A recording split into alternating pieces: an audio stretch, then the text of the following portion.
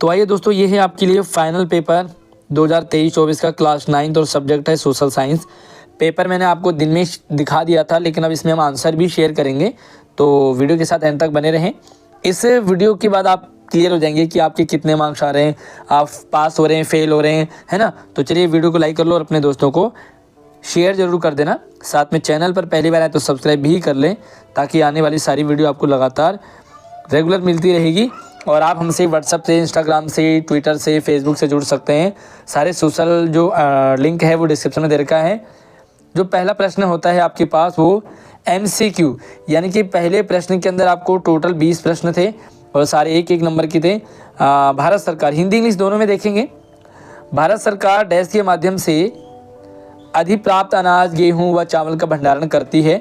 तो इसका आंसर है आपका भारतीय खाद्य निगम, है ना, क्योंकि भाई खाद्य निगम से रिलेटेड यानी कि खाना पीना वगैरह अनाज है ना, तो खाद्य निगम होगा। दूसरा है नवीन की आयु 10 वर्ष है एवं वह रेस्टोरेंट में वेटर का कार्य कर रहा है। बताइए कि नवीन किस मौलिक अधिकार का हनन हो रहा है। तो नवीन का कौन सा अधिकार हो रहा है? शोषण के विरुद्ध अधिकार। नवीन का शोषण हो रहा है, उस छोटा बच्चा है उसे पढ़ना चाहिए, लेकिन उसे बेटरिंग करवाई जा रही है, यानी कि बाल मजदूरी करवाई जा रही है। तीसरा प्रश्न है 2011 की जनगणना के आंकड़ों के अनुसार भारत का सर्वाधिक जनसंख्या वाला राज्य। तो ये तो आपको पता है कि सबसे बड़ा राज्य भी है और सबसे जनसंख्या में उत्तर प्रदेश है, और ये 2011 में भी था। तो आज की डेट में भी आपका उत्तर प्रदेश ही सबसे बड़ा राज्य है। बाकी सबसे छोटा कौन है, आप मुझे कमेंट सेक्शन में बताएंगे कि आपको आबादी में सबसे छोटा राज्य कौन सा है। अगला प्रश्न है आपके लिए कि रूस की संसद कहलाती है। जो रूस की संसद है उसे क्या कहते हैं? तो वो ड्यूमा, रूस की संसद को ड्यूमा कहते हैं। अब हम यहाँ पर आपको मिलान करना है, यानी कि किस सवाल का, मान लीजिए कार्ल मार्क्स का किस पर सटीक बैठता है। तो इसका जो मैं आपको आंसर बता देता हूँ, इसका आंसर है आपका इसका आंसर है बी। कैसे, मैं आपको बता दूँ, आंसर इसका बी है, यानी कि जो ए का थर्ड ऑप्शन करेक्ट है। कार्ल मार्क्स जो है वो साम्यवादी विचारधारा के संस्थापक थे। बी का वन यानी कि जो व्लादिमीर लेनिन है वो बोल्शेविक पार्टी के नेता थे। उसके बाद हम सी की बात करेंगे, तो सी का आपका फोर्थ हो गया। सी स्टालिन जो है वो सामूहिकीकरण है। और जो निकोलस द्वितीय था वो आपका जो है वो रूस का जार है। तो इस तरह से आपका बी ऑप्शन करेक्ट हो जाएगा। अब यहाँ पर आपको इंग्लिश मीडियम में, तो इंग्लिश मीडियम में मैंने आंसर टिक कर रखे हैं, आप इन्हें देख और समझ लीजिए। वीडियो आपको पसंद तो आएगा ही, तो काम की भी है। इन फ्यूचर आप नेक्स्ट टाइम इसे सैम्पल पेपर के रूप में भी देखेंगे। तो आपने चैनल को सब्सक्राइब करना है और वीडियो को लाइक करने में कंजूसी बिल्कुल ना करें।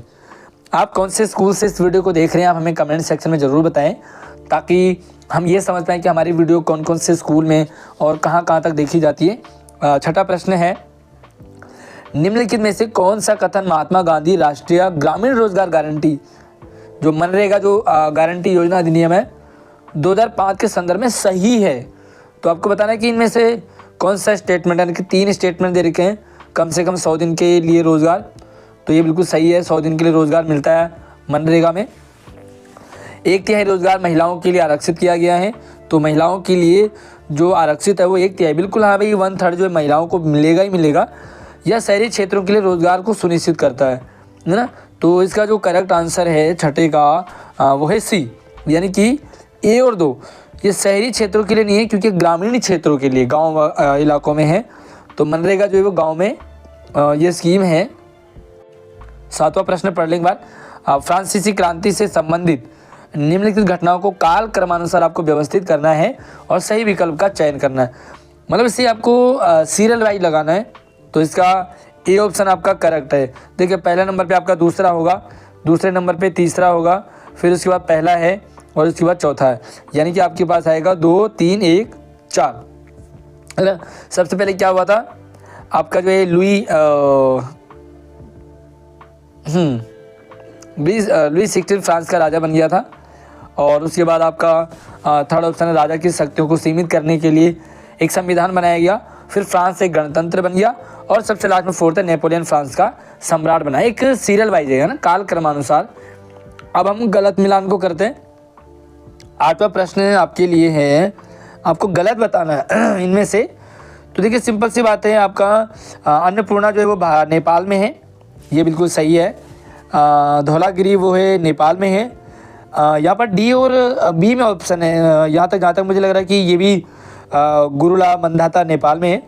इसका जो करेक्ट आंसर है वो डी लग रहा है, बट आप मुझे कमेंट सेक्शन में बताइए, थोड़ा सा इसमें डाउट है तो आप कमेंट सेक्शन में बताइए कि 8वीं का आपको सही आंसर क्या लगता है। आइए नवा आंसर, नवा प्रश्न है, और ये नवा क्या है, अभिकथन और कारण वाले हैं।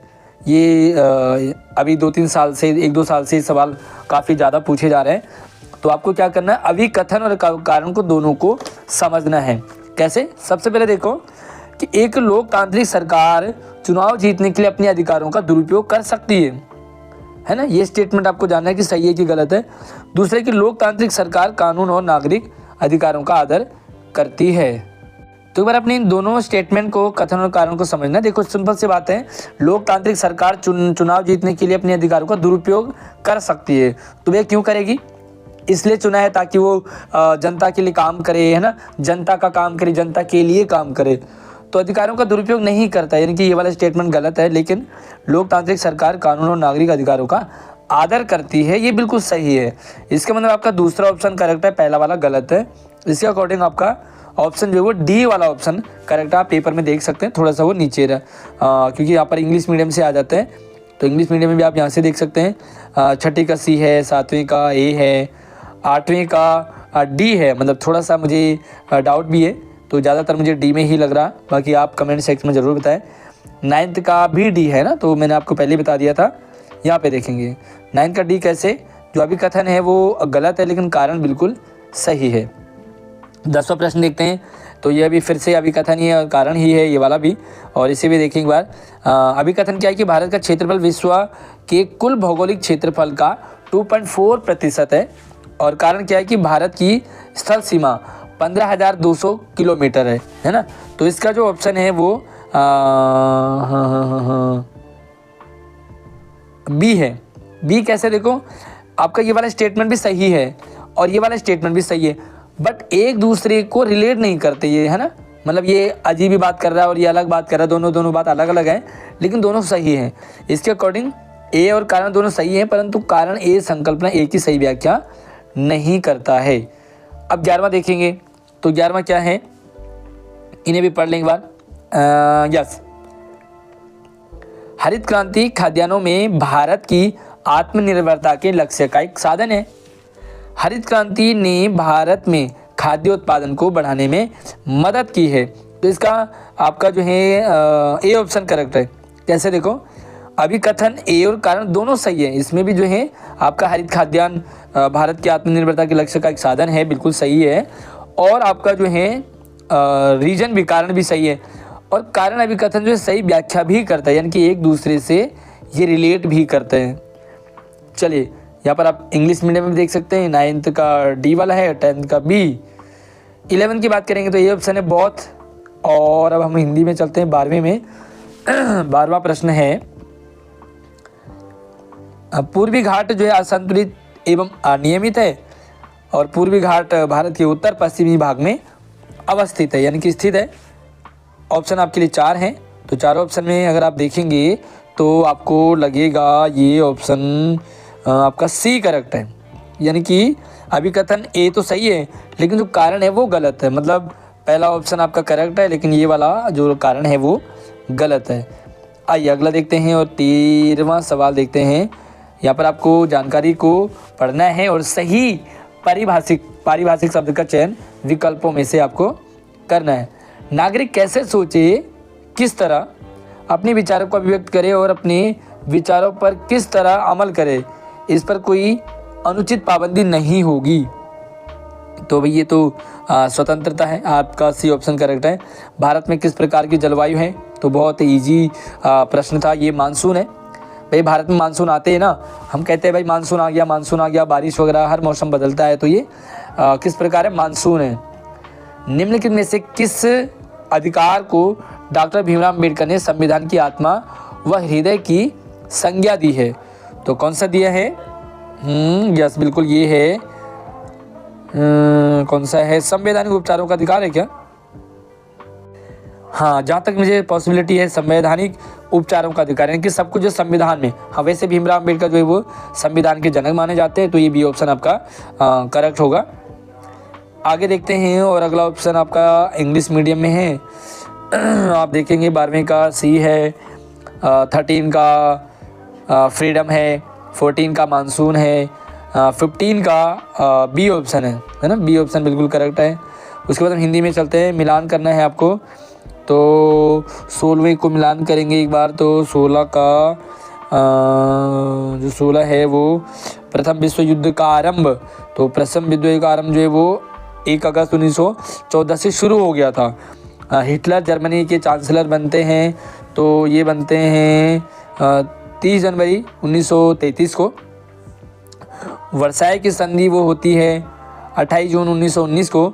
और डी है आपका, यस बिल्कुल एक ही बचा है, तो डी हमारा है प्रथम विश्व युद्ध की समाप्ति जो है वो 1918 में हुई थी, यानी कि पहला ऑप्शन आपका, ये पहला ही ऑप्शन आपका करेक्ट हो जाएगा, 16वें का पहला। 17 पे चलते हैं, तो 17 नेशनल मंडेला द्वारा लिखित आत्मकथा का शीर्षक, तो नेशनल मंडेला ने जो बुक लिखी थी आत्मकथा, उसका लॉन्ग वॉक टू फ्रीडम। 18वां निम्न में से कौन सा कथन दक्कन के पठार के संदर्भ में सही है? कौन सा सही है? तो ये दक्कन का पठार एक त्रिकोणीय भूभाग है, लगभग जो है इसके आप देखोगे तो तीनों सही है, ये भी सही है, ये भी सही है और ये भी सही है। केरल एवं कर्नाटक में होने वाली मानसून पूर्व वर्षा को प्राय कहा जाता है, जो केरल में और कर्नाटक में होने वाली जो मानसून है पूर्व वर्षा को क्या कहा जाता है? तो इसका ऑप्शन है आम्र वर्षा। और निम्न में से कौन भारतीय संविधान सभा का सदस्य नहीं था? तो भी जवाहरलाल नेहरू भी थे, वल्लभ भाई पटेल भी थे, जयपाल सिंह भी थे, लेकिन महात्मा गांधी नहीं थे, यानी कि ए ऑप्शन आपका बिल्कुल करेक्ट है। और यहाँ पर आप देखेंगे तो मैंने ये पूरा मैच कर रखा आपको, और ऑप्शन मतलब यानी कि इसका ए ऑप्शन आपका करेक्ट हो गया। उसके बाद हम अगला चलते हैं, 17 का long walk to freedom B, 18वें का तीनों ठीक है यानी कि डी, 19वें का है मैंगो सोवर्स यानी कि सी, और महात्मा गांधी 20वें के करेक्ट आंसर हैं। अब लघु उत्तर आ जाते हैं आपके पास। मानसून की वापसी ऋतु में क्वार की उमस क्या है? तो जो मानसून होता है ना, मानसून की वापसी होती है, मानसून वापस आ जाता है, उस ऋतु में क्वार की उमस किसे कहते हैं? भाई क्वार की जो उमस है बहुत खतरनाक गर्मी होती है। तो यहाँ से आप इसके आंसर को एक बार पूरा देख लेते हैं, रिटर्न फॉर्मेट में है। मानसून की वापसी के दौरान अक्टूबर और नवंबर के महीने में आसमान साफ और तापमान में वृद्धि हो जाती है ना, दिन का तापमान उच्च होता, बहुत ज़्यादा टेम्परेचर हो जाता दिन में, जबकि रातें ठंडी हो जाती है, सुहावनी हो जाती है। उच्च तापमान एवं आर्द्रता वाली अवस्था के कारण दिन का मौसम जो है वो असहनीय हो जाता है ना, बहुत ज़्यादा गर्मी होती है, जिसे सामान्यतः क्वार की उमस कहते हैं ना। तो उमस भरी जो गर्मी होती है, आपने देखा होगा जब उमस पड़ती है बहुत ज़्यादा हालत ख़राब हो जाती है, ऐसा लगता है भाई सारे कपड़े उतार के फेंक दो, है ना, इतनी गर्मी होती है। तो वही आपका जो है वो क्वार की उमस के नाम से जाना जाता है। अब आपके पास अगला जो 22वां सवाल है, या तो लोकसभा के अधिकारों का वर्णन करना है आपको, या राज्यसभा के अधिकारों का वर्णन करना। भाई लोकसभा क्या क्या कर सकती है, राज्यसभा क्या क्या कर सकती है, तो सबके अपने अपने अधिकार क्षेत्र हैं। तो ये अथवा में या तो लोकसभा के लिखो या राज्यसभा के लिखो। तो सबसे पहले हम लोकसभा के देख लेते हैं। लोकसभा जो है बिल पारित कर सकती है भाई, है ना। लोकसभा के पास जो है जो वित्त पर नियंत्रण, यानी कि जो वित्त मंत्रालय होता है उस पर नियंत्रण की शक्ति होती है। मंत्रिपरिषद सामूहिक रूप से लोकसभा के प्रति उत्तरदायी होती है। या इसके अलावा कुछ और आपको याद आ रहा हो तो आप कमेंट में मुझे लिख सकते हैं कि भाई लोकसभा का और कौन सा अधिकार होता है। अब राज्यसभा की बात करेंगे कि भाई विधेयक का कानून जो है बनने के लिए राज्यसभा के पास होना भी आवश्यक है। राज्यसभा वित्त विधेयक को रोक तो नहीं सकती, लेकिन 14 दिन का विलंब कर सकती है, जिससे और चर्चा का समय मिल सके, है ना। तो वो टाल सकते हैं, मतलब कुछ दिन और टाइम ले सकती है। राज्यसभा राष्ट्रपति और उपराष्ट्रपति के चुनाव में भाग लेती है, तो ये उसका अधिकार है। इसके अलावा और क्या लगता है आपको, आप कमेंट सेक्शन में जरूर बताएं। अपने स्कूल का नाम आप जरूर मेंशन करें कि आप कौन से स्कूल से हमारी इस वीडियो को देख रहे हैं। तो अगला सवाल 23वां, लुई 16 के राज्यारोहण के समय, जब वो राज्यारोहण करा था उन्होंने, तो उस समय फ्रांस की जो आर्थिक स्थिति कैसी थी, फ्रांस की जो आर्थिक हालात थे, फाइनेंशियल जो कंडीशन थी वो कैसी थी, तो उसका आपको एक्सप्लेन करना है कि किस टाइप का था।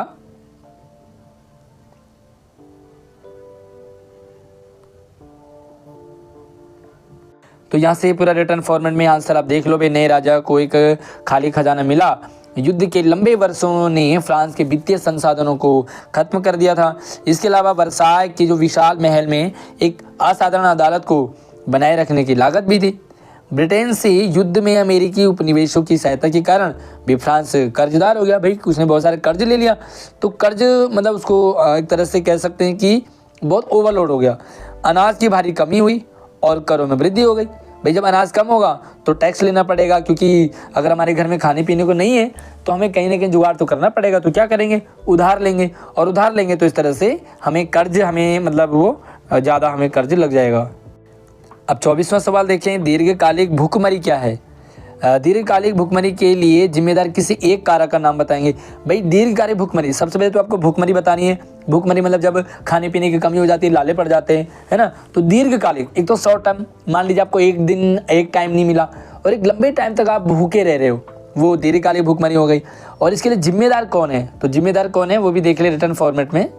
तो यहाँ से आप इसे समझ सकते हैं कि यह मात्रा और गुणवत्ता के संदर्भ में आहार के लगातार अपर्याप्त होने का परिणाम है। भाई खाने पीने की कमी ही तो भूखमरी है। बहुत कम आय दीर्घकालिक भूखमरी के मूल कारणों में से एक है। भाई आय कम है, जब इनकम कम हो रही है और घर में बहुत सारे मेंबर्स भी बढ़ जाते हैं, जब घर में मेंबर बढ़ जाएं, सदस्य बढ़ जाएं, तो भी भूखमरी हो जाती है। भाई खाने पीने की कमी हो जाती है।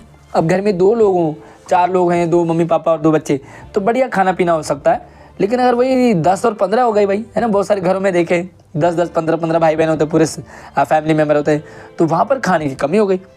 अब अगर इनकम अच्छी है फिर तो कोई दिक्कत नहीं है, लेकिन अगर आय कम है भाई, कमाई कम हो रही है और खाना ज़्यादा लोगों को खाना पड़ेगा, है ना, तो आपके घर में कितने मेंबर है भाई, बिना शर्माए हुए कमेंट में आप जरूर लिखें। अब आपके पास लॉन्ग टाइप के क्वेश्चन आ रखे थे, थोड़ा सा बड़े बड़े, है ना।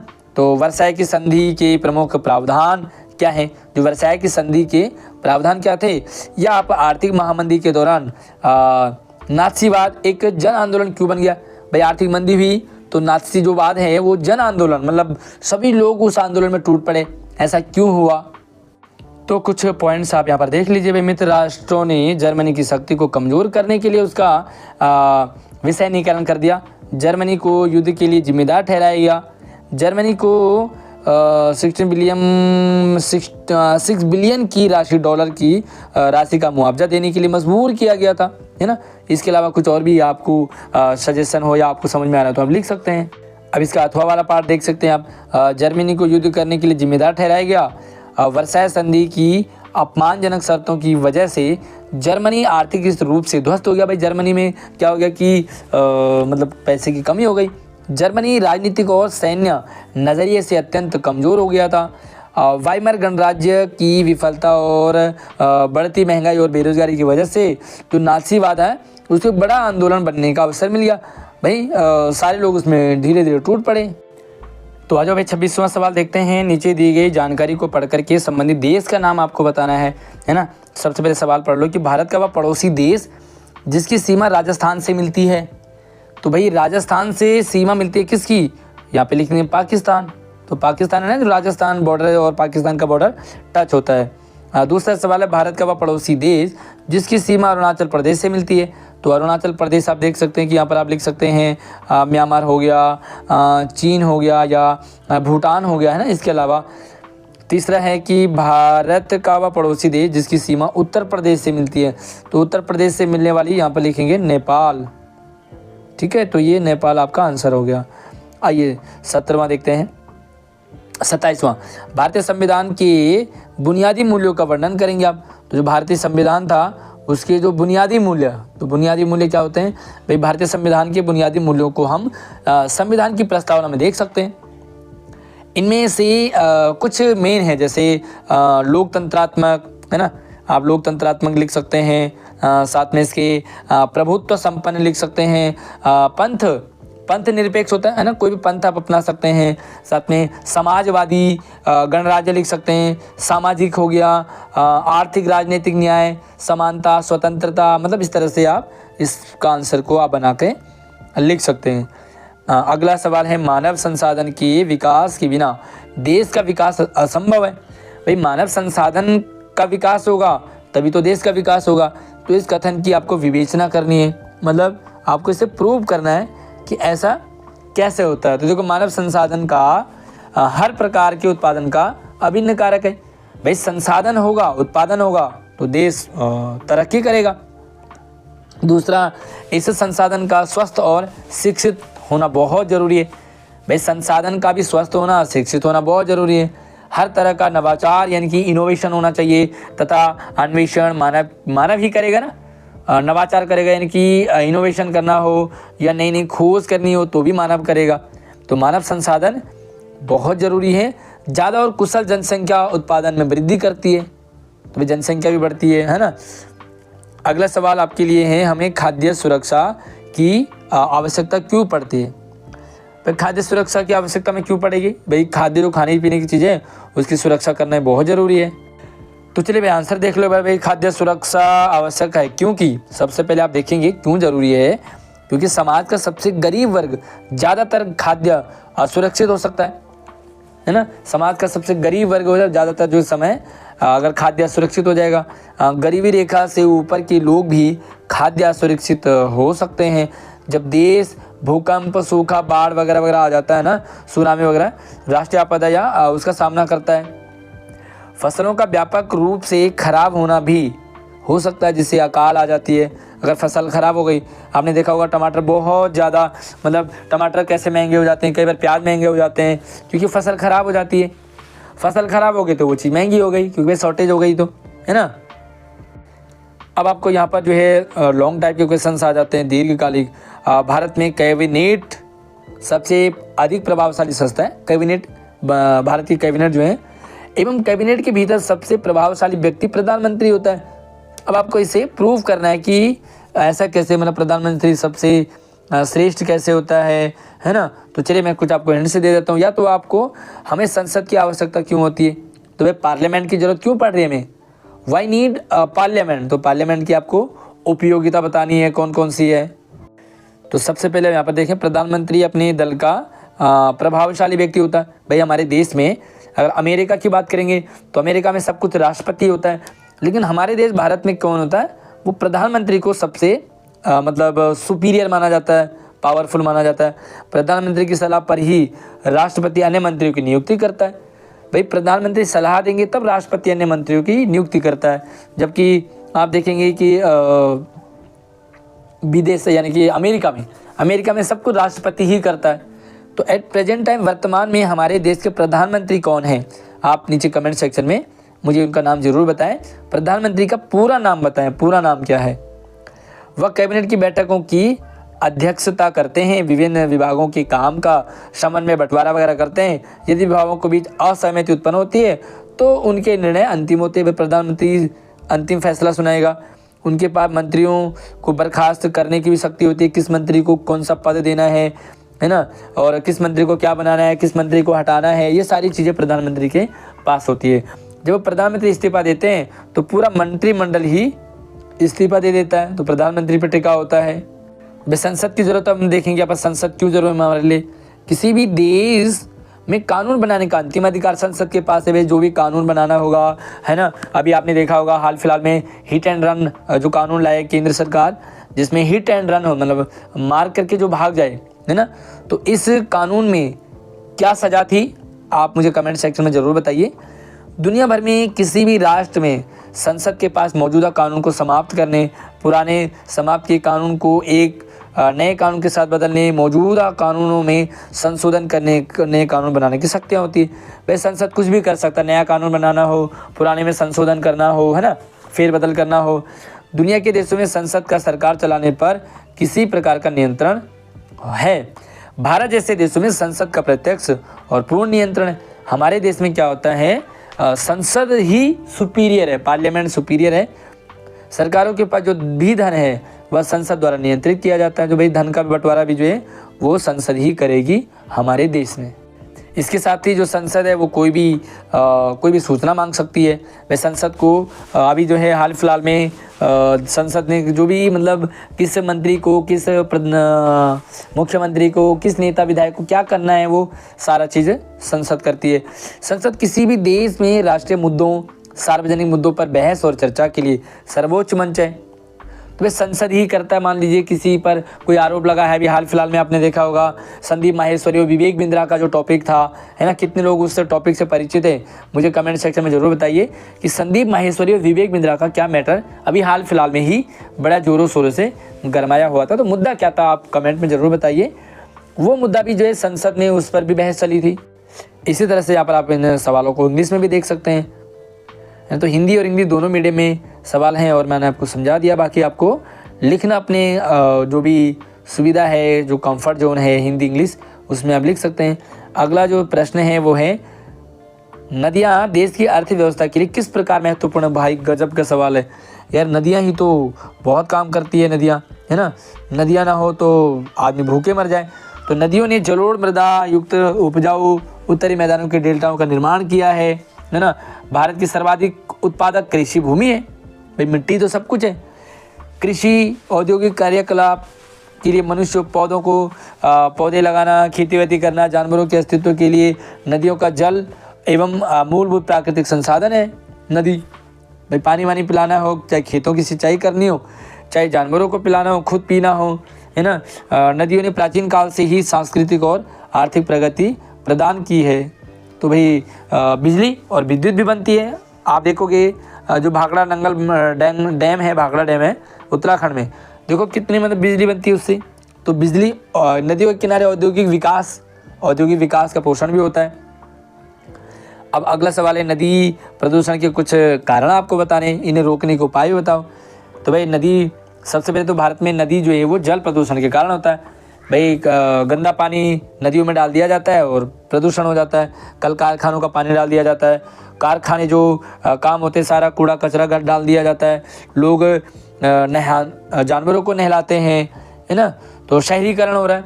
लोग जो है शहरों का जो गंदा नाला वाला सारा नदियों में जाता है। तो इस तरह से आप लिख सकते हैं। साथ में इसे रोकने के उपाय, तो भाई रोकने के उपाय क्या करोगे आप? नदियों को गंदा ना करें। उसमें अभी आप देखोगे तो गंगा योजना चल रही है ना, निर्मल गंगा, मतलब गंगा को, यमुना को साफ करना है, गंगा को साफ करना है। तो इसे रोकने के लिए आप जो है कारखानों का गंदा पानी ना डालेंगे, जानवरों को नहलाना बंद करें। लोग पूजा पाठ वगैरह करते हैं, नदी में सामान डाल देते हैं, तो उस पर भी बैन लगाया गया है। इसके अलावा आप मुझे कोई भी एक सजेशन आप कमेंट में ज़रूर लिखें किस तरह से हम नदी प्रदूषण को रोक सकते हैं। भारत में बेरोजगारी के लिए प्रमुख कारक क्या है? तो भाई बेरोजगारी बढ़ रही है, सबसे ज़्यादा है जनसंख्या में वृद्धि। बड़ी तेज़ी से जनसंख्या बढ़ रही है भाई। लोग इतने, मतलब यार हद हो गई। बच्चा एक पैदा करो लेकिन 2-2, 3-3, 4-4 यार लोग, 8-8, 10-10, मतलब यार हद ही हो गई लोगों को। तो भाई जनसंख्या बढ़ेगी तो खाने पीने के लाले पड़ेंगे, बेरोजगारी होगी, सबको नौकरी मिलती नहीं है। कृषि पर अति निर्भरता, और हम लोग ज़्यादातर जो खेती बाड़ी पे ही डिपेंड होते हैं। उद्योग नहीं है हमारे यहाँ पे। देखो आप, ज़्यादातर सामान कहाँ से आता है? बाहर से आता है, made in China, made in Japan. हमारे देश में है ही नहीं कुछ इस टाइप का। अपना स्वरोजगार नहीं हो रहा है, अपना रोजगार नहीं कर पा रहे लोग अपना काम यहाँ पर जो है। साथ में कुछ विकास भी धीरे से हो रहा है भाई हमारे देश में। एंटरप्रेन्योर नहीं बन रहे लोग जो है खुद का बिजनेस काम नहीं कर पा रहे। इसके अलावा किसी अर्थव्यवस्था के समग्र विकास में बेरोजगारी के 5 प्रभाव। तो भाई अर्थव्यवस्था का समग्र विकास होगा, बेरोजगारी दूर होगी तो अर्थव्यवस्था बढ़ेगी, है ना भाई। अगर सारे लोग काम कर रहे होंगे तो देश तरक्की करेगा, अर्थव्यवस्था में सुधार आएगा। या आश्रित आबादी की संख्या, मतलब बेरोजगारी बढ़ेगी, कम होगी तो अर्थव्यवस्था बढ़ेगी। जनसंख्या कम होनी चाहिए, जनसंख्या कम हो तो भी मतलब देश अर्थव्यवस्था में तरक्की करेगा। स्टालिन और सामूहिकीकरण की नीति को स्पष्ट कीजिए। अब ये स्टालिन की सामूहिकीकरण या रूस में अक्टूबर क्रांति से संबंधित घटनाओं का आपको वर्णन करना है। तो आइए देखते हैं 33वां सवाल। तो कुछ हेडिंग देख लीजिए। सबसे पहले भाई मुख्य कारण जो है अनाज की आपूर्ति में कमी। भाई अनाज की पूर्ति नहीं होती है लोगों को खाने पीने की। यह तर्क दिया गया था कि अनाज की कमी आंशिक रूप से होल्डिंग के छोटे आकार के कारण थी। 1917 के बाद भूमि किसानों को दे दी गई। कुलक को खत्म करने के लिए किसानों से जमीन छीन ली गई। राज्य नियंत्रित बड़े खेतों की स्थापना की गई। साथ में सरकार ने सभी किसानों को सामूहिक खेती, सामूहिक खेती करने के लिए मजबूर कर दिया। भाई सामूहिक खेती करेंगे, अपना अपना नहीं कर रहे बल्कि सामूहिक कर रहे हैं। किसानों ने भूमि पर काम किया और जो सामूहिक खेती है उसका जो लाभ है, बेनिफिट है, वो भी सबको मिला। भाई आप हर कोई अपने अपने खेत में अपने हिसाब से मेहनत करेगा तो जितना उसने मेहनत की उसको खुद का मिलेगा। लेकिन भाई मेहनत सभी लोग करेंगे, कोई कम कर रहा है कोई ज़्यादा कर रहा है, लेकिन जो बटेगा वो सब में बटेगा, है ना। इसके अलावा आप बी पार्ट भी देख लेते हैं। यह क्रांति अक्टूबर 1917 में हुई थी। लेनिन के नेतृत्व में पेट्रोग्राद सोवियत और वोल्शेविक पार्टी ने किया था। तो यहाँ पर कुछ पॉइंट्स आप एक बार देख लीजिए। भाई विद्रोह 14 अक्टूबर को शुरू हुआ। हालांकि प्रधानमंत्री केरेंस्की ने इसका विरोध किया, लेकिन एक दिन के भीतर ही जब्ती पूरी कर ली गई। तो कुछ पॉइंट्स आप यहाँ से देख और समझ सकते हैं ताकि आपको ये क्वेश्चन जो अच्छे से समझ में आ जाए। अब एक नई चीज़ जो ऐड की है पिछले 1-2 सालों से, वो है केस स्टडी वाले। यानी कि जैसे हिंदी में आता है आपको अनुच्छेद, उसी अनुच्छेद को आपको पढ़ना है और यहाँ पे आंसर देने। तो एक बार इस अनुच्छेद को पूरा पढ़ लीजिए ताकि हम इसके आंसर देने के लिए मतलब सक्षम हो सकें। तो इसके आंसर आपको बाद में देखेंगे, उससे पहले यहाँ पे आप 31 के प्रश्नों को इंग्लिश मीडियम में देख लीजिए, 31 टू केस स्टडी तक, है ना। तो आइए अब केस स्टडी को आप इंग्लिश में भी एक बार 34 को पूरा पढ़ लीजिए ताकि हम इसके आंसर आपके साथ क्वेश्चन शेयर करेंगे। तो सबसे पहले यहाँ पर प्रश्न है आपके लिए। पहला प्रश्न है, रोबेस्पियर ने गणतंत्र के दुश्मनों के साथ कैसा व्यवहार किया। तो उन्होंने रोबेस्पियर ने क्रांतिकारी न्यायाधिकरण द्वारा गिरफ्तार, कैद और फिर मुकदमा चलाया। अगर अदालत ने उन्हें दोषी पाया तो उन्हें दोषी ठहराया गया, है ना। इस तरह से रोबेस्पियर के शासन को आतंक का शासन क्यों कहा जाता था, क्योंकि कठोर नियंत्रण था, वह स्ट्रिक्ट था और दंड की नीति भी बड़ी खतरनाक थी, है ना। यस, इसी के साथ ही अगला देखोगे तो समानता के विचारों को फ्रांसीसी समाज में लागू किया गया था। इस कथन की आपको पुष्टि करनी है। तो आप ये इजी रहता है आपके लिए और आप यहाँ पर गद्यांश को पढ़ करके तो आंसर आप आराम से देख सकते हैं। आपको यहाँ पर ज़्यादा दिक्कत नहीं आती है। बाकी हिंदी इंग्लिश में आप आराम से, ये आपके लिए प्लस पॉइंट होता है ना। आराम से आप जो है इन सवालों को, प्रश्नों को कर सकते हैं। और 3 यहाँ पर आपको 3 प्रश्न आते हैं, 3 अनुच्छेद होते हैं। और उसके बाद आता है आपके पास मानचित्र। अब ये मैप आपको मैं दिखाता हूँ, मैप कैसे आपको भरना है। विश्व के दिए गए 2 मानचित्र हैं, एक विश्व का है और एक भारत का है। विश्व के दिए गए राजनीतिक रेखा मानचित्र पर 2 स्थान ए और बी से अंकित किया गया है। उन्हें पहचान करनी है और उनके पास खींची गई रेखाओं पर सही नाम लिखना है। पहला ए में क्या है, प्रथम युद्ध में केंद्रीय शक्तियों से संबंधित एक देश का नाम बताना है। दूसरा है आपके लिए प्रथम विश्व युद्ध में एक मित्र शक्तियों से संबंधित देश का नाम बताना है। तो मैं मैप आपको दिखाऊं, मैं उससे पहले आप यहाँ पर इंग्लिश मीडियम को भी एक बार पूरे पैसेज को समझ लीजिए जो केस स्टडी वाले हैं, ताकि आपको मैं आंसर इसका दिखा पाऊँ। और उसके बाद यहाँ पर 3 भी है ना, तो ये 37 को देखते हैं एक बार हम। तो ये वर्ल्ड का मैप था आपके पास। और ए को आप यहाँ पर देखो जर्मनी, है ना, यानी कि इस तरह से। और बी में आप इस तरह से यहाँ पर इंग्लैंड आप फिल करना था आपको। अब 37 का बी पार्ट देखो एक बार में क्या क्या करना है आपको। भारत का मानचित्र, दूसरा भारत का राजनीतिक मानचित्र है। तो किन्हीं 3 को आपको दर्शाना है। पहला है आपका पुलिकट झील, तो पुलिकट झील दिखाना है। दूसरा K2 पर्वत शिखर और तीसरा है अनाईमुड़ी पर्वत शिखर। और चौथा है 2011 के जनसंख्या के अनुसार सबसे कम जनसंख्या घनत्व वाला राज्य, जो मैंने आपको अभी कम जनसंख्या वाला बताया था। तो एक बार इन चारों को देख लेते हैं कौन कौन से हैं। तो ये वर्ल्ड का मैप है और पुलिकट झील आपको यहाँ पर दिखाना था पहला, है ना। उसके बाद आपको K2, तो भाई K2 जो पर्वत शिखर है वो टॉप में है यहाँ पर। उसके बाद जो है थर्ड ऑप्शन आपको दिखाना है यहाँ पर अनाईमुड़ी, तो ये नीचे आप दिखा सकते हैं इस तरह से। एंड चौथा आपको अरुणाचल प्रदेश, तो अरुणाचल प्रदेश साइड में। तो ये था आपके पास वो पेपर।